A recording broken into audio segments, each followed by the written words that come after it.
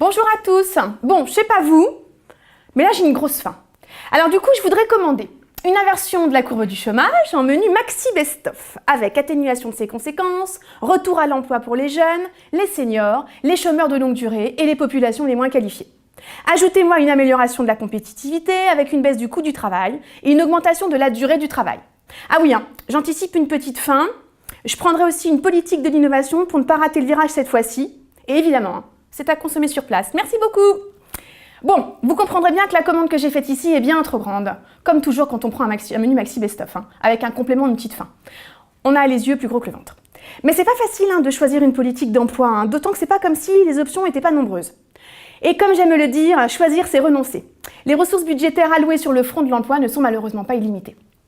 En France, en 2015, l'effort représenté par la politique de l'emploi était de 2,4% du PIB, contre 1,76% en moyenne dans l'ensemble des pays de l'OCDE. Alors on investit, ok, mais les résultats sont un petit peu à attendre.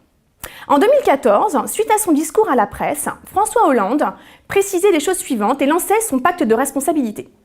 Aux ménages et aux salariés les plus modestes, il garantit l'augmentation du salaire net, la réduction des impôts et la revalorisation des prestations sociales. Ah la vache, c'est la fête. Ainsi, il tente d'améliorer le pouvoir d'achat des consommateurs afin qu'ils puissent constituer une demande effective plus solide. Vous voyez le concept, Keynes, tout ça. Bon, aux entreprises, le président de l'époque propose de réduire leurs coûts de production en baissant le coût du travail. Bon, on ne baisse pas les salaires, on baisse juste les cotisations sociales. En diminuant bien sûr les impôts, notamment par le CICE. Et vous savez, le crédit d'impôt dédié aux entreprises en R&D continue de fonctionner pas trop mal. L'effet attendu se trouve dans les marges nouvelles de ces entreprises qui pourront alors, a priori, créer des emplois et en améliorer la qualité. Et au final, l'augmentation de la consommation et des investissements, ainsi que la relocalisation des emplois, évidemment, on a diminué le coût, feront le redressement de la France, CQFD.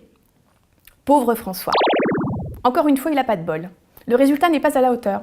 La demande effective, celle qui est anticipée par les entreprises, est insuffisante. Et en même temps, une entreprise recrute et investit si ses carnets de commandes se remplissent. C'est un peu logique. Les ménages ne consomment pas davantage et l'investissement reste faible. La confiance n'est pas au rendez-vous. Elle est pourtant la clé de réussite des réformes économiques. Les marges de manœuvre des entreprises leur permettent surtout d'améliorer leur trésorerie et de se prémunir de l'avenir. Alors c'est également durant ce quinquennat de François Hollande que l'on entend davantage parler du fameux modèle de flexi-sécurité. Vous savez, c'est ce modèle danois dont on nous fait rêver, de ces 4% de chômage. Le Danois est un personnage étonnant. Lars et Viggo acceptent d'aménager leurs horaires en fonction des besoins de l'organisation. Ils peuvent même changer de fonction ou encore de filiale au sein de leur entreprise.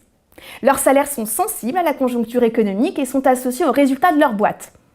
En contrepartie de ces sacrifices consentis, Lars et Viggo sont quand même indemnisés, à 90% et jusqu'à 4 ans s'ils sont considérés comme des chômeurs qualifiés de défavorisés. Alors les réseaux de formation, bien sûr, sont des formations continues solides et leur offrent l'opportunité de se reconvertir et de se former si besoin.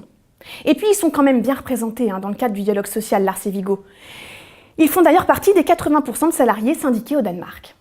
Alors la flexi-sécurité en France, elle a pris plusieurs visages. D'abord celui de la loi El Khomri. Entre autres choses, la loi inverse les normes en vigueur, ce qui relève de la négociation d'entreprise et ça prévaut désormais sur la loi, comme la durée du travail. Pour ce qui concerne le contrat de travail, il peut évoluer sous l'effet de mutations technologiques ou de la réorganisation des entreprises nécessaires à la sauvegarde de la compétitivité. La loi El Khomri favorise le développement de référendums dans les entreprises. Ce sont des consultations qui ont pour but de valider un accord entre un employeur et des syndicats, sous conditions évidemment, je ne les détaille pas ici. Le temps de travail ou le travail dominical sont des points qui peuvent faire l'objet d'un référendum. En revanche, attention, interdit de faire un référendum sur le droit à la formation ou tout ce qui pourrait porter atteinte au SMIC. Alors là, Valras et compagnie sont éminemment déçus. Smart, l'entreprise en Moselle, fut précurseur de cette loi travail. Le 11 septembre 2015, dans le cadre de leur pacte 2020, ayant pour objectif d'améliorer la compétitivité, la direction avait soumis aux salariés un référendum consultatif. L'objectif: baisser le coût du travail, baisser le coût horaire, et par conséquent, conserver les emplois. Je ne peux que vous recommander de regarder le film En guerre, évidemment, qui met en scène l'enjeu de ces négociations salariales avec un Vincent Lindon impeccable. Les débats se sont évidemment multipliés sur la flexi-sécurité, mais la voie est désormais ouverte et les ordonnances Macron ont finalisé la loi El Khomri. Nouvelles règles de licenciement, barème d'indemnisation au prud'homme, assurance chômage pour tous, même pour les démissionnaires et les indépendants. Là encore, évidemment, c'est sous condition, mais ça vous l'avez su un peu plus tard. Également, dans une économie d'innovation, de nouvelles activités remplacent les anciennes. Il faut pour cela une grande mobilisation sur leur formation. On travaille ou on est en formation. On alterne entre travail et formation, et c'est l'État qui vous subventionne pour être formé. On voit tout de suite l'intérêt de lancer rapidement un petit hashtag « Je suis danois ». Les ordonnances Macron laissent la part belle à l'évolution des compétences professionnelles, et dans ces termes, la sortie médiatique malheureuse « Je vous trouve un travail en traversant la rue » prend tout son sens. C'est la flexibilité qui est au cœur de la politique d'emploi. Alors, mais pour cela, est-ce qu'on doit durcir le contrôle des chômeurs pour les obliger à passer du cercle de l'emploi à celui de l'activité, sans passer trop longtemps par le cercle chômage? Alors, avertissement, contrôle, incite les personnes sans emploi, rémunérées, à trouver un job plus rapidement. Mais ils exercent aussi une pression à la baisse sur les salaires. Une conclusion d'une chercheuse américaine de l'Université de Chicago, publiée dans une tribune de Libération, est d'ailleurs la suivante. Quand le taux de chômage est élevé, la compétition est féroce, et pousser certains chômeurs à prendre un emploi en dessous de leurs compétences pour aller plus vite ne fait coter ces emplois à d'autres chômeurs moins qualifiés, dans un triste effet de chaise musicale. Et sous la contrainte, les chômeurs accepteraient des emplois de moindre qualité en termes de durée et de salaire. Les moins qualifiés sont encore plus victimes du chômage. Si le recours à la formation peut être une clé d'accès à l'emploi, on comprend mieux comment le revenu universel d'activité, énoncé récemment par Emmanuel Macron, peut également être vu comme une compensation dès que les revenus des bénéficiaires passent en dessous d'un certain seuil.